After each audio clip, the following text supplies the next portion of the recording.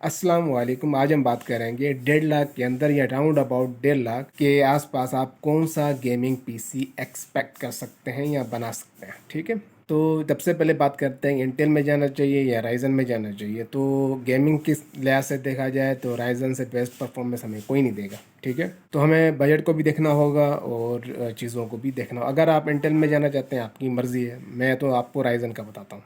ठीक है, राइजन में हम आपके पास दो प्रोसेसर आते हैं। एक राइजन 3600 आएगा, उसके साथ जा सकते हैं आप। एक आएगा राइजन 5600। ठीक है, अगर 5600 के साथ जाएंगे थोड़ा जो अभी मैं बताऊंगा थोड़ा सा कॉम्प्रोमाइज़ करना पड़ेगा चीज़ों को। बट अगर 3600 के साथ जाते हैं तो उसके साथ हम बिल्ड बनाते हैं। तो राइजन हम चूज़ करेंगे 3600। E450 मदरबोर्ड के साथ जाएंगे। अच्छा, E450 मदरबोर्ड में आपको दो ऑप्शन देखने को मिलते हैं। एक आपको गेमिंग में ऑप्शन देखने को मिलता है, एक आपको नॉर्मल में ऑप्शन देखने को मिलता है। ठीक है, गेमिंग वाला मैं दिखा देता हूँ। ये देखें, आपको एक गेमिंग वाला एक इस तरह का एक असूस टफ या MSI का मोटर मैक करके ना इस तरह से आपको B450 देखने को मिलता है। ठीक है, और एक नॉर्मल आपको मदरबोर्ड B450 देखने को मिलेगा। A520 भी आता है, A320 में भी चला सकते हैं। फ़र्क मैं बताता हूँ, फ़र्क कहाँ पे आता है। मदरबोर्ड में आपको हीट सिंक्स मिल जाती है, उसमें आपको हीट सिंक्स नहीं मिलती, ये नॉर्मल होता है। अगर 5600 यूज़ कर रहे हैं, ठीक है, अगर वो अपनी फुल पावर पे जाता है तो उसके जो मोस्फेट्स होते हैं वो हीट होते हैं। ठीक है, और उसके ऊपर हीट सिंक लगी नहीं होती। जैसे ही वो हीट होंगे तो जाहिर सी बात है वो मदरबोर्ड जो है प्रोटेक्ट करने के लिए खुद को प्रोसेसर की पावर को थोड़ी सी कम कर देगा। और दूसरी बात ये है कि ये मेरा पर्सनल ओपिनियन है, मैं मार्केट की बात नहीं कर रहा, मैं लोगों की बात नहीं कर रहा। बहुत सारे लोग बहुत सारी बातें करते हैं, मैं अपना पर्सनल ओपिनियन बता रहा हूँ। अगर आप गेमिंग चूज़ करते हैं, मैंने ये देखा है कि वो लॉन्ग टर्म तक चलते हैं। मैं न्यू की बात नहीं कर रहा, मैं यूज़ की बात कर रहा हूँ। जाहिर सी बात है मार्केट में यूज़ ही मिलते हैं जो साइलेंटली बाहर से यूज्ड हुए हुए आते हैं। जहाँ तक मैंने गेमिंग देखा है, ये asus टफ हो गए, B450 वाले, MSI मोटर मैक्स हो गया या टोमाहॉक हो गया, ये देखे जाएँ तो ये लॉन्ग टर्म तक चलते हैं। फॉर एग्ज़ाम्पल 3 साल 2 साल इस तरह चल जाते हैं। अगर हम वो उठाते हैं जो कि नॉर्मल होते हैं, मेरे ख्याल में वो ज़्यादा चलते नहीं। मेरा एक्सपीरियंस उनके साथ बैड ही रहा है, मतलब इसलिए मैं उसको ज़्यादा प्रेफर भी नहीं करता हूँ। जो नॉर्मल होते हैं मेरे ख्याल में 6 महीने चलते हैं।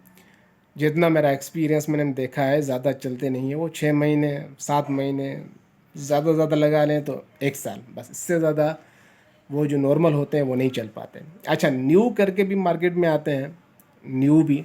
ठीक है, अब चले किसी और दिन इस पर बात करेंगे न्यू और इनमें क्या फ़र्क है, फिर न्यू मिलते भी हैं या नहीं मिलते। बहरहाल अभी हम 1.5 लाख की पीसी की बात कर रहे हैं, तो टू द पॉइंट बात करते हैं। मदरबोर्ड आपने आपकी मर्ज़ी, आप ये उठाते हैं गेमिंग या वो उठाते हैं। मेरे ख्याल में तो आपको गेमिंग में जाना चाहिए। ठीक है, तो इसके साथ अगर 3600 को पेयर करते हैं तो हमें हमारा राउंड अबाउट ये बन जाता है 40 के राउंड अबाउट ना हमारा ये बन गया। इस पे अगर कूलर लगाते हैं 4 पाइप का भी लगा सकते हैं, बट अगर 3600 लगाते हैं, फ्यूचर को छोड़ो, फ्यूचर का फ्यूचर में देखते हैं। अभी की बात करते हैं कि अगर 3600 के साथ जाएंगे तो इसके साथ आप नॉर्मल स्टॉक कूलर जो MD का ब्लैक वाला आता है वो भी आप इसके साथ लगा सकते हैं, वो भी 2-2.5 हज़ार का मिल जाता है। ठीक है, तो उसके साथ वो लगाएंगे तो 40-45 के राउंड अबाउट बन जाएगा हमारा। रैम की तरफ जाएंगे तो रैम हमें 16 GB लगानी पड़ेगी। जाहिर सी बात है गेम्स डिमांडिंग हो रही हैं, 8 GB से काम नहीं होगा। और जाहिर सी 8 GB से तो कुछ होगा ही नहीं ना। विंडोज़ 11 करनी है तो फिर या 10 ही करनी है तो उस पर भी 8 GB कहाँ ही चल पाएगी। अगर 12 GB भी करें तो फिर भी वो इनफ नहीं है। तो अभी जो हो गया है कॉमनली, आपको 16 GB के साथ जाना चाहिए, एट लीस्ट 16 GB। ठीक है, 15 से 17 हज़ार तक अभी इस वक्त तो 17 से 15 हज़ार तक राउंड अबाउट मिल रही है 3200 मेगाहर्ट्ज़ की। गेमिंग की बात नहीं कर रहा, नॉर्मल की। तो दो स्टिक 8 GB की पकड़ लो, वो भी आप प्लस करते जाएं, मैं आपको प्राइस बता देता हूँ। तकरीबन 50 से लेकर हमारी 17 हज़ार तक की रैम आ जाती है। ठीक है, उसके बाद कस्टमर बोलते हैं कि हमें 128 SSD लगा दो, 1 TB की हार्ड लगा दो इसमें। ठीक है, अब मैं इसको रिकमेंड नहीं करता कि आप गेम के लिए हार्ड लगाओ, हार्ड नहीं यूज़ करो। FPS में कोई फ़र्क तो नहीं पड़ेगा, बट ये है कि लोडिंग में फ़र्क आता है। अभी आपको पता है कि गेम्स जो भी आ रही हैं वो SSD या NVMe डिमांड करती हैं। उसके अलावा उसमें फिर वो लोडिंग में फिर वो बीच में जो गेमिंग के बीच में जो लोडिंग होती है उसमें भी मज़ा, मतलब हमारा जो गेमिंग करने का एक्सपीरियंस होता है वो इफ़ेक्ट होता है, ख़राब होता है। तो मैं तो रिकमेंड बिल्कुल नहीं करूँगा। इससे अच्छा है आप दोनों को स्किप करो। इससे अच्छा है आप NVMe अगर 1-2 हज़ार ऊपर भर सकते हो, ज़्यादा फ़र्क नहीं होता SSD और NVMe में, 1-2 हज़ार का ही फ़र्क होता है। और मैं यूज़ की बात कर रहा हूँ, न्यू की नहीं। यूज़ ही पकड़नी है, न्यू को छोड़ दें, इसमें कोई फ़र्क वैसे ही नहीं पड़ता है। यूज़ में आपको NVMe Gen 3 की पकड़ लें, Gen 3 की सही रहेगी, 4 की थोड़ी सी महंगी पड़ जाएगी। Gen 3 आप पकड़ लें, कोई ज़्यादा इतना स्पीड का इशू नहीं है। Gen 3 पकड़ेंगे, उसमें 500 पकड़ लें GB, उसमें सब एटलीस्ट बता रहा हूँ 500 GB पकड़ लें। 100 GB आप विंडो को दे दें, 400 GB आपके पास फ्री रहेगी, या 350 GB। उसमें आप गेम करें और खेलें। अगर ज़्यादा GB की ज़रूरत है, एक हार्ड लगा लें, उस पर सेटअप वगैरह रख लीजिएगा, या बाकी जो स्टोरेज के सामान है वो रख लीजिएगा उसमें। यहाँ तक आपका वो आप कर लीजिएगा खुद ही ना। तकरीबन ये NVMe 13,500 या 14,000 के आसपास तो आएगी।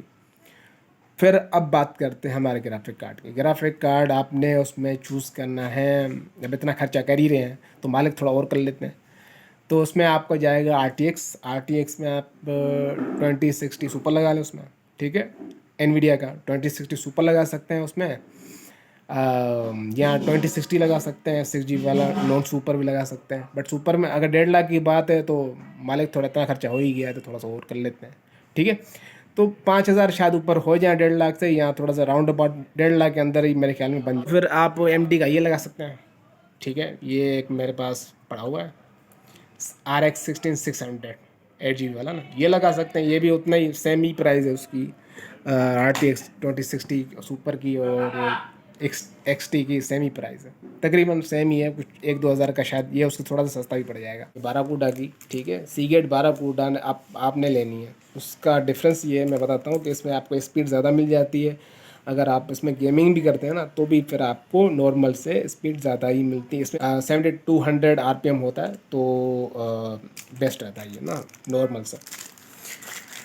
जब इतनी बात हो ही गई है तो मैं, अच्छा, लोग बोलते हैं कि पावर सप्लाई के बारे में, पावर सप्लाई न्यू लेनी चाहिए, क्योंकि लोग जो होते हैं सोशल मीडिया पे न्यू न्यू, भाई आपको न्यू लेनी चाहिए फलाना ढमकाना। मेरे अपने PC में मैंने आज तक मेरा अपना PC 1.5 लाख का पड़ा हुआ है। लाइटों वाला नहीं है, लाइट ने जिनको पसंद है वो लगाते हैं, मुझे पसंद नहीं है, तो मैं जितना सिंपल रख सकता हूँ मैं सिंपल रखता हूँ। तकरीबन 15 साल से मैं गेमिंग कर रहा हूँ, आज तक मैंने न्यू PSU नहीं ली, पावर सप्लाई नहीं ली। बट वो इस वजह से कहता है कि उसमें इश्यूज़ आते हैं। देखें, इश्यूज़ आना ना आना बात की बात है, बट आप डिफरेंस भी तो देखें ना। जैसे कि ये पावर सप्लाई है, ये कोर्सियर की, मैं दिखा देता हूँ, ये देखें, ये कोर्सियर की एक पावर सप्लाई 600 वाट कोर्सियर, ठीक है। अब पता है आपको 600 वाट कोर्सियर एशेस करके मॉडल बहुत वेट है इसका। अगर हम न्यू में देखते हैं ना, तो ये न्यू में आपको कितने की मिल जाएगी। न्यू में अगर देखें तो हमें ये न्यू की पड़ती है राउंड अबाउट कोई 30 के अंदर आपको, मतलब कि 25, हाँ 25 इधर ही कहीं, तो इधर ये पावर सप्लाई आपको न्यू मिलती है। और अगर ये इसकी बात करें, ये सिस्टम बुल्ड आती है, ठीक है, ये आपको 7,500 की मिल जाती है। अब डिफरेंस देखो, कहाँ 7,500, कहाँ 30,000। अब लोग बोलेंगे इतना जब खर्चा हो ही गया तो मालिक थोड़ा और कर लेते हैं। देखें, आप कर लो, वो आपकी मर्ज़ी है। 1.5 लाख से जो हमारा जो बजट है वो इंक्रीज़ कर जाएगा, फिर वो 1.5 लाख का नहीं रहेगा, फिर वो एक 70 को 80 को टच करेगा, ठीक है। मर्ज़ी आपकी, आपके पैसे हैं, जिस तरह आपको खर्चना है आप उस तरह खर्चें, अपना गेमिंग PC बनाएं। गेमिंग केस लगाना है उस पर। ये पीछे एक देख सकते हैं ट्राइलोबाट की T7 करके, फर्स्ट प्लेयर करके ये केस है। बॉक्स पैक है, ये एक नहीं है, मेरे पास स्टॉक पड़ा है उसका। बॉक्स पैक है, इसमें अंदर 4 फैन लगे हुए हैं, ठीक है, न्यू है। राउंड अबाउट मार्केट में आई थिंक ये 13,500 इतने की मिल जाए। हम जो दे रहे हैं तकरीबन 10,000 की राउंड अबाउट ना, बिल्ट के साथ। तो ये भी नहीं हुआ, इसका स्टॉक पड़ा हुआ है मेरे पास। अगर बात करें गेम्स की, तो गेम्स भी आपको मिल जाए। तो उसके साथ फ्री आपको वाईफाई मिलता है, टेंडा का USB डोंगल फ्री में, 1 ईयर वारंटी वाला, वो भी आपको मिल जाता है। तो ये सारी चीज़ें मैंने जो आपको दिखाई, ये 1.5 लाख का गेमिंग PC है। ग्राफिक कार्ड की बात कर रहा हूँ, RTX 2060 नॉर्मल के साथ, उसमें 6 GB होगी, अगर सुपर में जाएंगे तो फिर उसमें आपको 8 GB मिल जाती है। सुपर में जाएँ तो ज़्यादा बेहतर है। अगर AMD को ज़्यादा पसंद करते हैं आप तो AMD में जाएँ। किसी का फ़ैन नहीं हो कि एनवीडिया की तरफ जाऊँ या AMD की तरफ जाऊँ, मुझे जो भी फॉर मनी देगा मैं उसकी तरफ जाऊँगा। ठीक, ख्याल रखिए और गेमिंग करते रहिए। अल्लाह हाफ़िज़।